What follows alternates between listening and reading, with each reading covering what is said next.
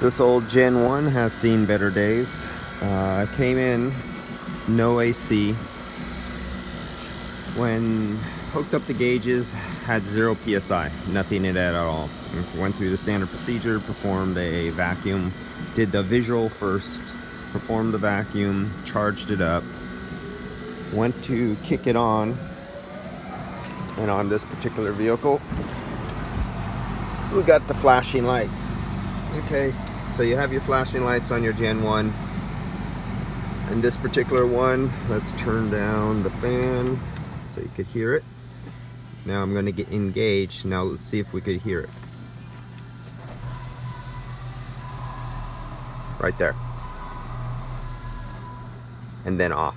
Engine comes on, engine up, and then engine goes down as the clutch engaged. It's a frozen compressor. So the clutch is actually trying to stop the belt and pull down the engine RPM, because all it's doing is sliding because the clutch is not turning because of a frozen compressor. Let's do that again.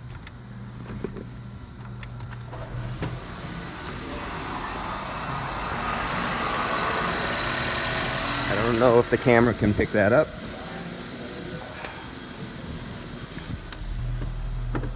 There was no blinking lights on here before because there was absolutely no refrigerant in the system to set it off or even try to engage it, so that wouldn't happen. Only after filling up the system did the lights start blinking.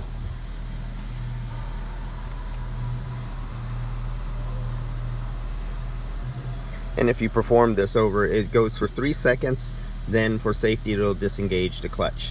But if you keep hitting it within 3 seconds, you go 1001, 1002, turn it off, turn it back on, it will force the clutch back on again, and you can repeat that until you see smoke coming out of the engine compartment. And that's it for this one. This old Gen 1 needs everything: condenser, flush out all the lines, compressor. Most shops like, and I understand because of the cost, not to change the expansion valves.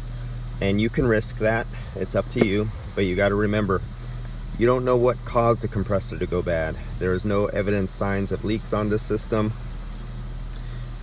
Expansion valves have moving parts in them. They have parts that go out of calibration.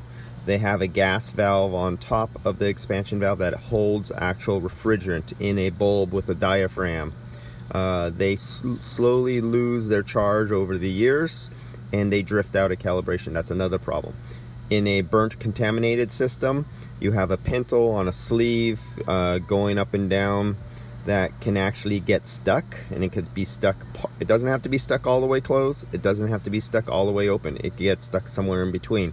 It'll still work. It'll still give you cooling, but it could be in a position where you get cooling, but it starves refrigerant and oil back to the compressor, or it could intermittently stick.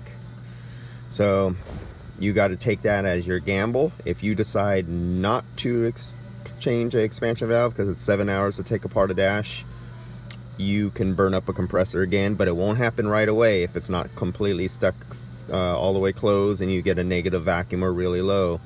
It'll happen later, and there's no warranty for that. So you eat another compressor, and if you ate another compressor, you also littered a new condenser full of metal flake debris. So you will be eating another condenser, all because you didn't change the expansion valve. And you have no idea how many times I've seen that happen over and over again at a shop. But there will be the guys that go, I've got away with it before. Go right ahead, be my guest, but that's your call.